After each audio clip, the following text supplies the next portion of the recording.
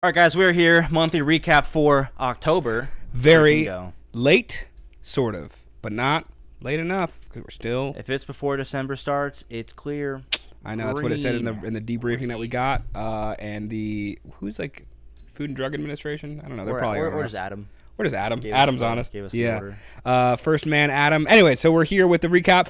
Let's just start it off hot. First video of last month, we hit Sound of Silence by Simon and Garfunkel. Now, your boy was wearing a sweater. He was very happy to match with Simon and or Garfunkel.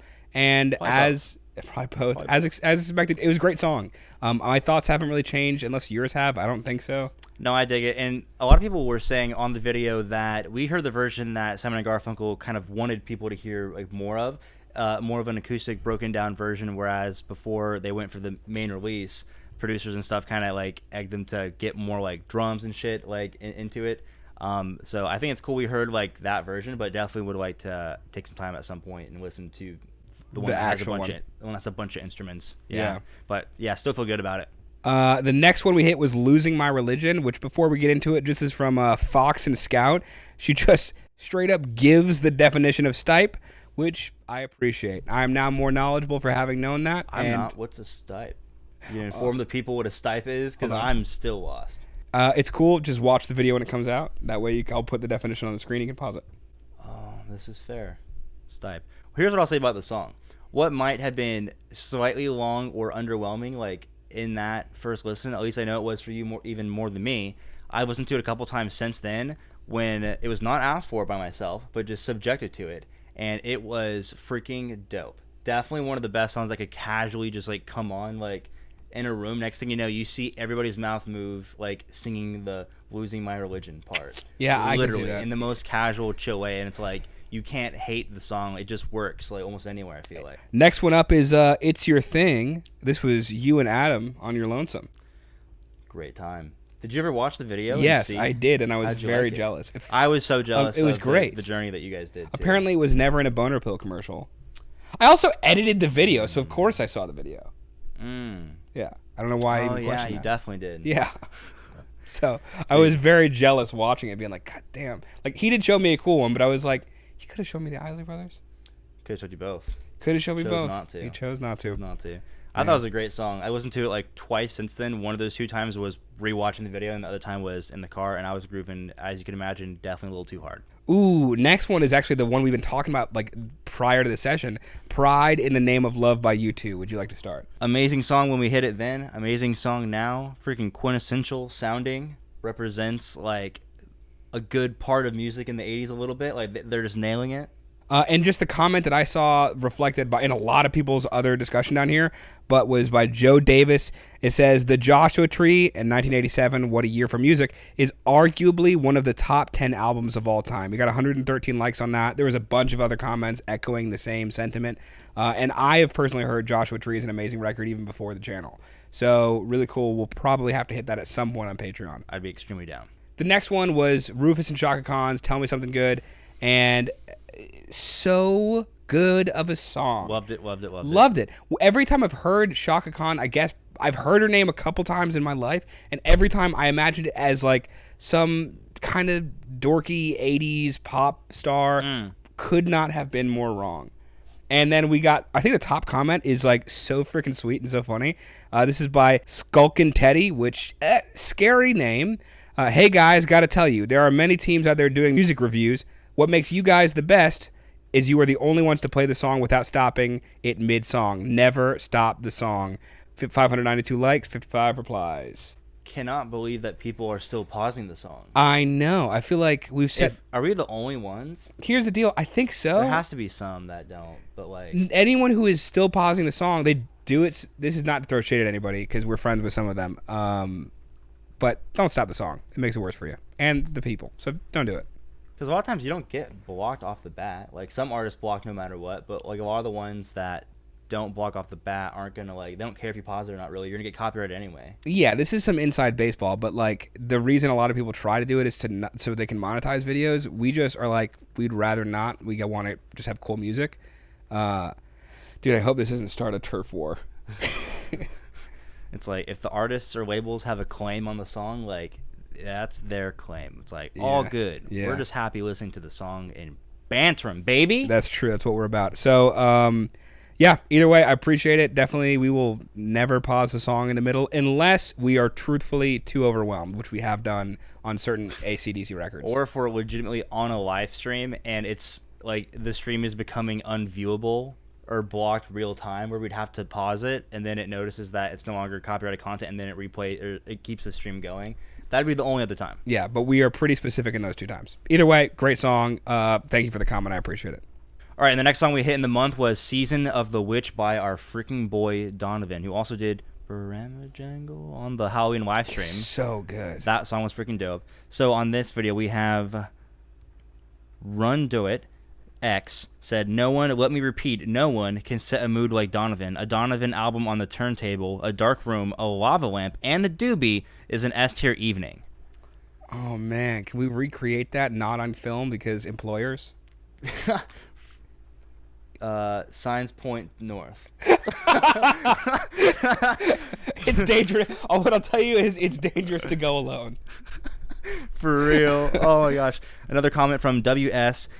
He's the very best at psychedelic folk music. Oh, man. So I can just agree. those 2 comments, I think, paint the best picture from what we heard in Season of the Witch. It's just freaking insane. Like, I had heard his name like in early days and years of the channel and stuff, seen him pop up a couple times and whatnot. But gosh darn, psychedelic folk music, like, yeah, it's just and it freaking dope. Is so good. Like, it is just. I imagine being a youth in the 60s and 70s and that being so up my alley. Like, I already like doing wood shit. Do I like doing wood shit while I'm slightly intoxicated? Yeah, for sure, probably. Yeah. No, dude, Donovan is just another breed. And part of it, like, the genre combination of, like, psychedelic and folk, some aspect of it just is the most authentic thing, and it almost has to be to even be playing in that ball game. Like, that's true. You can't fake it, I feel like. You got that has to be, like, a lifestyle. It's also, there's not many people who are the archetypes before you, so it's like you're not even basing it off someone else. Like, you're basing it off of what you think Gandalf would listen to in his fucking rebellious years. This is in his introspective college years where he's like really figuring out what fabric of reality means to him. Yeah, he's all that shit. This dragon spice is great, and his beard's not in it. It's just a soul patch, you know. Oh my gosh! I pointed here. Its soul patch would be here. Yeah. Either way, really cool song. Next up was Werewolves of London by Warren Zevon, which that was the first giant list of comments. So if you were in that group, you were not unique. Zevon, not Zevon, or as how I think we said it. So Zevon. And then secondarily, I just saw a bunch echoing similar sentiment to this by Deborah Halbert. This song may be humorous, but Warren Zevon is no joke, a real talent that left us too soon. He just didn't stay for an extended period of time on the planet making music, and that sucks because he made some cool songs, apparently. Certainly this one was. Werewolves of London was amazing. Loved the energy. Felt very, like, definitely one of the most ideal songs that, let's say, a cover band, it could just whip out of nowhere and nail it.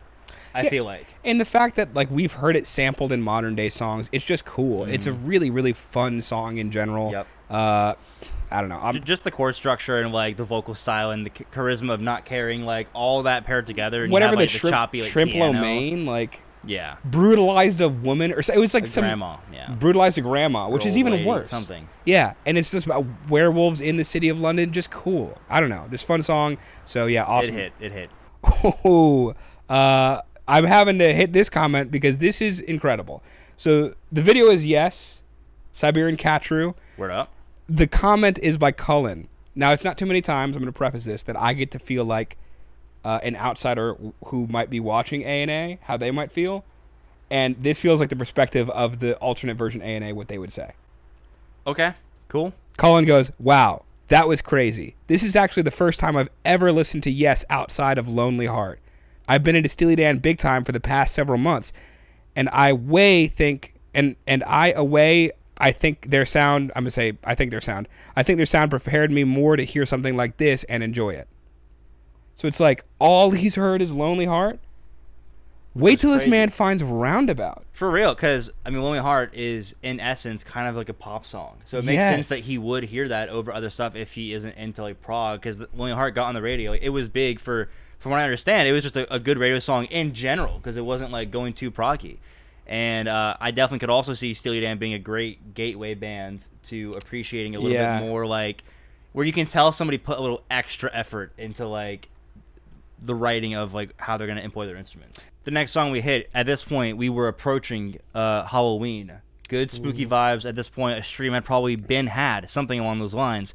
And on this, we have a comment from X saying, this song is 100% mood, just kind of ominous and cool. It's edgy in the right way. And shit, the song name for sure was Killing Moon by Echo and the Bunnymen. Yeah, I knew it, so I was kind of already responding to you, but yeah. The description definitely fits it in such a way where you know where it's going. Yeah, it was great. I mean, I think that whole week we hit like 2 or 3 spooky-ish songs. I know we hit Boris the Spider. And I can't help but kind of compare the 3 just because it's in the week of Halloween. We're all leading up. These are all like possible spooky songs. Strange Brew. Strange Brew is the other one. In my list of that, I think it goes The Echo and the Bunnymen, Strange Brew, and then Boris the Spider.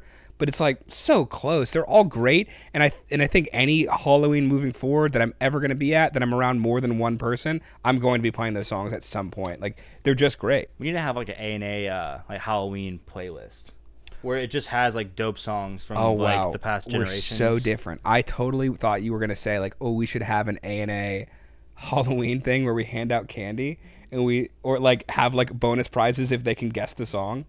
That sounds fun too. We work in different ways, but yes, we sure should also make a playlist of super dope like 60s, 70s, 80s. Like we should do that Halloween for like. Oh man, that'd be a cool thing. I think. Yeah, for sure. We'll work on that collectively. And so how do you feel about Strange Brew? Have you listened to it all since? I have not listened to it since. I listened to Boris the Spider once, and then I listened to the Donovan song. I think I showed it to somebody, like the first half of it or something. I liked it but it was one of those that I was like, as soon as I listened to it, I knew it was great. It's not my favorite Cream song, still isn't. But the next time you listen to it will probably awesome. be if we ever hit that full album that's on, the Disraeli Tears. I would love to hit a full album from them for sure, because I don't know which one is so going up this month, but yeah, not that one. So either way, in the future, we'll definitely hit it. Sure. All right, guys. I think I can speak for both of us, but just in case, mostly myself, and that this month was freaking dope. October was the littest. Let us know like what you think like should have been there. Were there any polls that you think like a certain song should have won? And what kind of stuff do you guys want to see moving into December? Let us know.